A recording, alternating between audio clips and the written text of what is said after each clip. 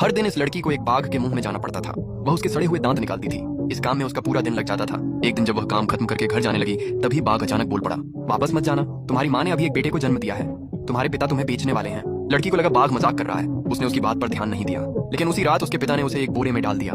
यहीं रहना और हिलना मत, मैं तुम्हारे लिए एक अच्छा घर ढूंढता हूँ। कुछ देर बाद उसे एक अमीर घर में बेच दिया गया। दादी वो ये अभी बहुत छोटी है, इसे ठीक से खाना भी नहीं आता, ये गांव की लड़की है, काम कर सकती है। दादी वो ने उसे देखा, अरे बच्ची, इतनी ठंड में इस पतले कपड़े में क्यों कांप रही हो? मालिक और मालकिन बहुत अच्छे लोग हैं, तुम यहाँ काम कर लो, पहले खाना खा लो, धीरे खाओ, कोई तुम्हारा खाना नहीं ले रहा। खाना खाने के बाद उसे आंगन में बर्तन साफ करने का काम दिया गया। तभी किसी ने कहा, बिग ब्लैक कई दिनों से बच्चे देने की कोशिश कर रही है, अगर आज भी बच्चे नहीं हुए तो शायद वह मर जाएगी। कई डॉक्टर आए लेकिन कोई उसे बचा नहीं पाया। अब सब किस्मत पर है। लड़की बिग ब्लैक के पास गई। बिग ब्लैक, डर मत, सब ठीक होगा, बस अपने बच्चों को जन्म दे दो। कुछ देर बाद लड़की खुशी से चिल्लाई, दादी दादी, कुत्ते के बच्चे हो गए। दादी वो हैरान रह गई, इतना क्यों चिल्ला रही हो? कहीं तुमने बिग ब्लैक से खाना तो नहीं छीना? वो कुत्ता बहुत गुस्से वाला है, तुम उसके पास गई कैसे? तभी दादी वो ने देखा कि बिग ब्लैक ने सच में कई बच्चों को जन्म दे दिया था। रुको, डॉक्टर ने तो कहा था कि ये रात तक नहीं बचेगी, फिर इसके इतने बच्चे कैसे हो गए? सब लोग बहुत खुश हुए, भगवान का शुक्र है।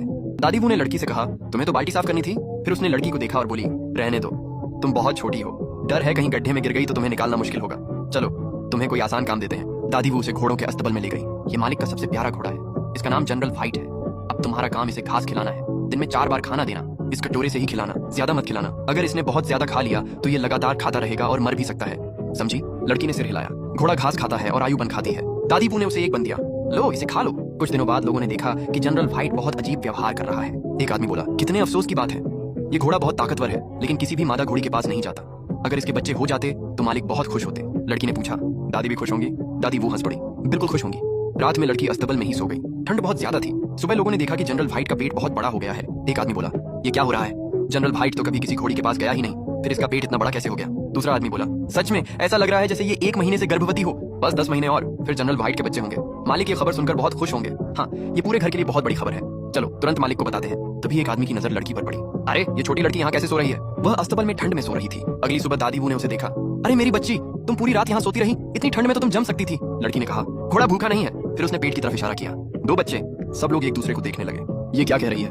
शायद ये 2 बच्चे कह रही है। दादी बू ने तुरंत कहा, तुम लोग खड़े क्यों हो, इसके लिए गर्म कपड़े लेकर आओ। लड़की ने कपड़े पहनकर कहा, दादी ये कपड़े बहुत गर्म हैं। दादी बू ने उसे प्यार से देखा, तुम यही लड़की हो जिसे कल खरीदा गया था, तुम अस्तबल में क्यों सोई?